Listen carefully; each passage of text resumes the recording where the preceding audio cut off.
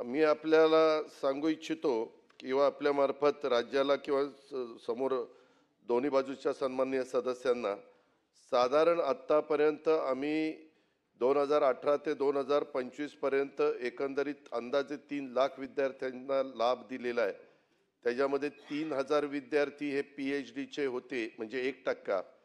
त्या 1% विद्यार्थ्यांच्यावर आम्ही आत्तापर्यंत खर्च केलेला आहे 280 कोटी रुपये आणि एकूण खर्च झाला साधारण 750 कोटी रुपये।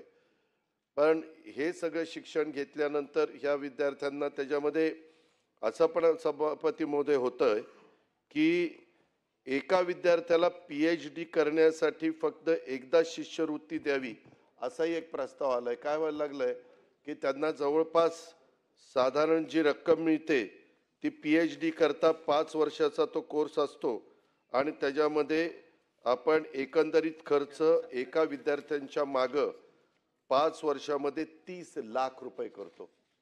म्हणजे इतके पैसे तिथं द्यावे लागतात। तर वेगवेगळ्या प्रकारे त्याच्यामध्ये फी आहे, घरभाडं आहे, आकस्मिक खर्च आहे, आधी छात्रवृत्ती आहे, ह्या अशा सगळ्या गोष्टी आहेत। म्हणून सरकारने ह्या विषय फार गांभीर्याने घेतला आणि आपल्याला इतर पण वेगवेगळे कोर्सेस विद्यार्थ्यांना दिले तर त्याच्यामध्ये त्यांना नोकरी लागायला पण सोपं जातं। अशाही प्रकारचा साधारण अनुभव सभापती महोदय आम्हाला आलेला आहे। म्हणून इतर कोर्सेसला अधिकचं महत्त्व द्यायचं आणि ह्याच्यामध्ये महाज्योती, सारथी आणि बार्टी ह्या सगळ्या संस्थांना ठराविकच व उदाहरणार्थ 100 मेरिटच्या विद्यार्थिनींना PhDच्या बद्दलचे कागदपत्राची त्यांची व्यवस्थितपणे पूर्तता असेल तर ॲडमिशन त्या बाबतीमध्ये दिली जाईल। अशा साधारण आमच्यामध्ये प्राथमिक चर्चा झालेली आहे। तर 100 द्यायचे का 75 द्यायचे त्याच्याबद्दल अजून आम्ही अंतिम निर्णय घेतलेला नाही आहे। पण मागं ज्या काही गोष्टी घडल्यात त्याच्यामध्ये कुठंही आता पैसे थांबवले नाहीत। संजय खोडके साहेबांनी जे विचारलेलं आहे की मागचे पैसे देणार का, तसं कुठले पैसे मिळणार नाहीत। आत्ता चालू आहेत त्या महिन्याचे पैसे त्यांना दिले जातील, त्याच्यापेक्षा काही आणखीन दिलं जाणार नाही।